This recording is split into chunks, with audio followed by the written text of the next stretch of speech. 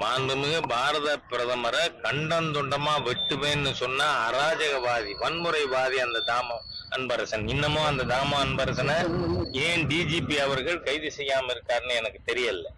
ஏன்னா காவல்துறை மாண்புமிகு பிரதமரை பத்தி பேசினா தப்புன்னு நடவடிக்கை எடுக்கணுமா இல்லையா?